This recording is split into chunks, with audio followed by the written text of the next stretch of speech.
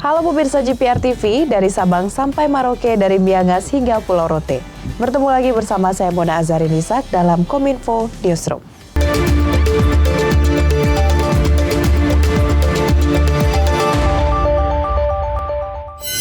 Pemirsa, mengawali informasi pertama, Kementerian Komunikasi dan Informatika Republik Indonesia meluncurkan buku elektronik G20pedia. Dengan diluncurkannya G20pedia ini akan menjadi pusat informasi yang terus diperbaharui secara berkala dan dapat menjadi salah satu rujukan bagi media massa dan masyarakat dalam mencari informasi tentang seluruh rangkaian kegiatan G20 di bawah presidensi Indonesia.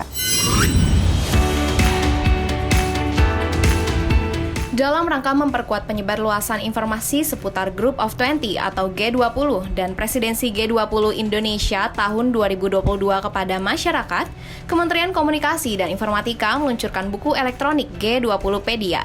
Dengan keberadaan buku elektronik ini dapat memberikan panduan istilah-istilah teknis yang ada di G20 dan beragam informasi terbaru mengenai presidensi G20 Indonesia.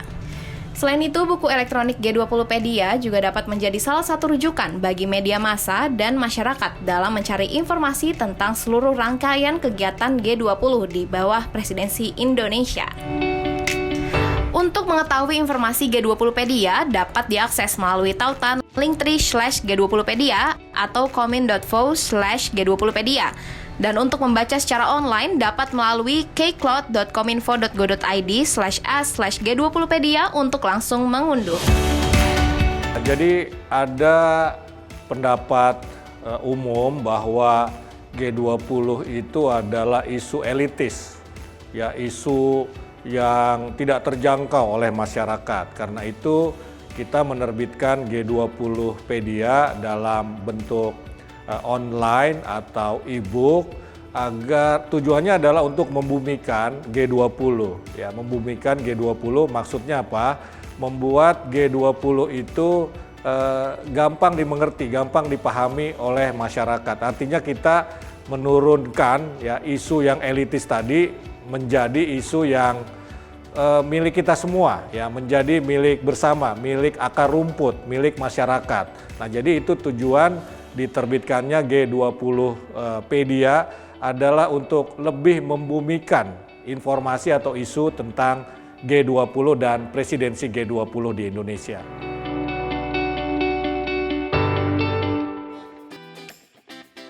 Pemirsa, Menteri Pariwisata dan Ekonomi Kreatif Sandiaga Uno merespon ancaman pembatalan penyelenggaraan MotoGP di Indonesia. Kabar tersebut mencuat terkait adanya kebijakan karantina bagi pelaku perjalanan luar negeri yang datang ke Indonesia. Meski demikian, Sandiaga Uno memastikan bahwa pengendalian COVID-19 Indonesia sudah menjadi best practice dan penyelenggaraan event MotoGP tentunya harus dilakukan sesuai dengan aturan hukum yang berlaku di Indonesia.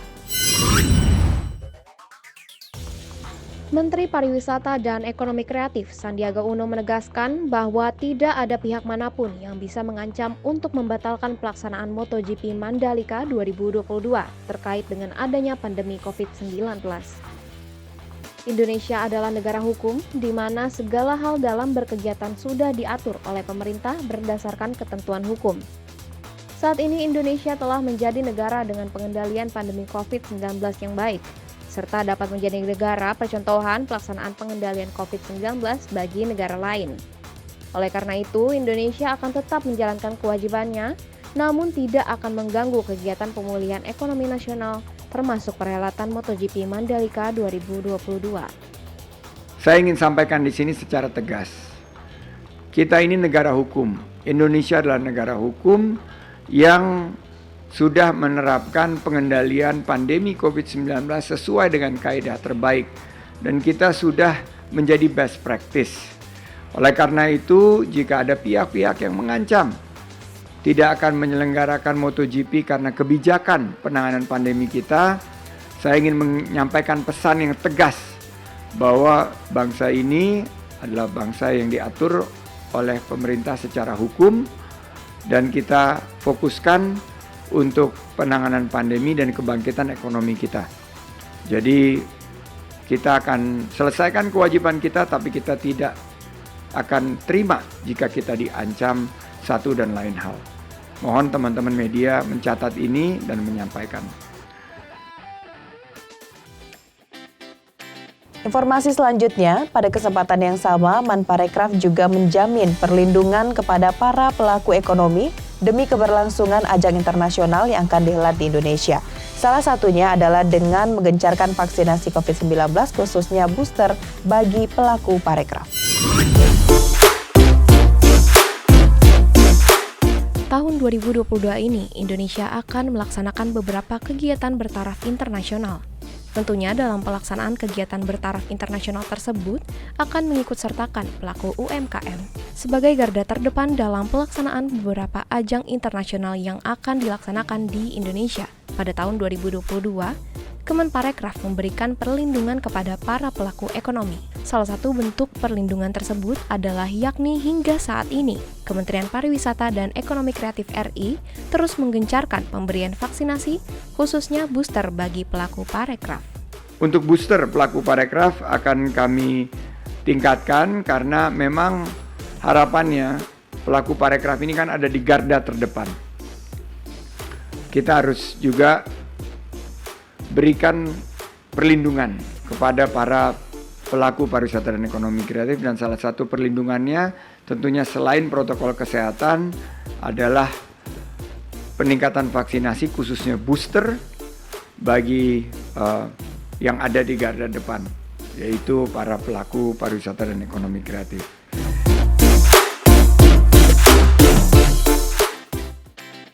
Pemirsa, meski ekonomi Indonesia sempat terpukul karena adanya pandemi COVID-19, namun angka kemiskinan di Indonesia mengalami penurunan.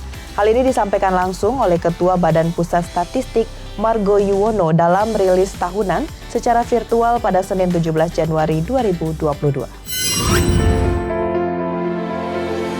Di tengah masa pandemi COVID-19, pemulihan ekonomi Indonesia kian mengalami perbaikan. Hal ini terbukti dari angka kemiskinan di Indonesia mulai menurun. Kepala Badan Pusat Statistik Margo Yuwono menyampaikan bahwa jumlah penduduk miskin Indonesia mengalami penurunan dari 27,55 juta orang pada September 2020 menjadi 26,50 juta orang pada September 2021. Angka penduduk miskin tersebut mengalami penurunan sebanyak 1,04 juta orang atau 0,43% dibandingkan Maret 2021 dan 0,48% dibandingkan September 2020. Selain itu, persentase penduduk miskin perkotaan pada Maret 2021 sebesar 7,89% turun menjadi 7,60% pada September 2021. Sementara persentase penduduk miskin pedesaan pada Maret 2021 sebesar 13,10% turun menjadi 12,53% pada September 2021. Angka tersebut merupakan buah dari upaya yang dilakukan pemerintah untuk mengatasi kemiskinan. Semakin bagus karena penduduk miskinnya semakin turun, ya. Dari mulai dari Maret 2021 ke September 2021. Artinya upaya-upaya perbaikan ekonomi, ya, dampaknya kepada kemiskinan itu sudah mulai terasa, ya, karena trennya mengalami penurunan. Ini kinerjanya bagus gitu ya.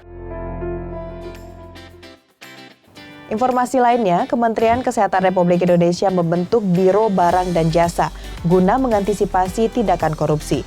Ketua Komisi Pemberantasan Korupsi Firly Bahuri memastikan akan membantu Kementerian Kesehatan dalam proses membentuk Biro Pengadaan Barang dan Jasa tersentralisasi.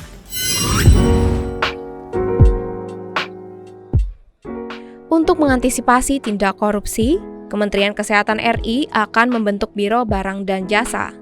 Hal tersebut dibahas dalam rapat koordinasi pelaksanaan pengadaan barang dan jasa tersentralisasi di Aula Siwabesi Kemenkes RI.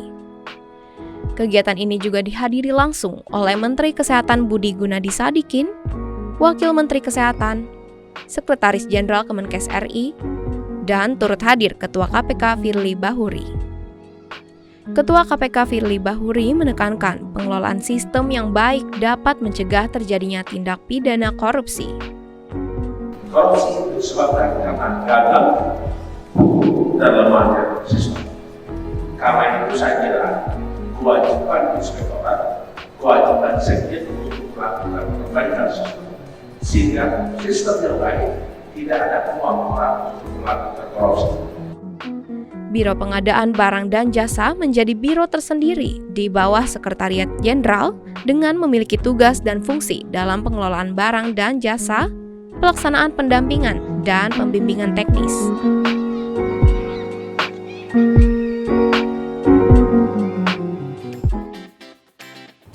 Pemirsa, menutup informasi terakhir, Wakil Presiden Republik Indonesia K.H. Ma'ruf Amin memberikan apresiasi kepada Badan Amil Zakat Nasional yang terus berupaya meningkatkan kesejahteraan masyarakat meski dalam kondisi pandemi COVID-19.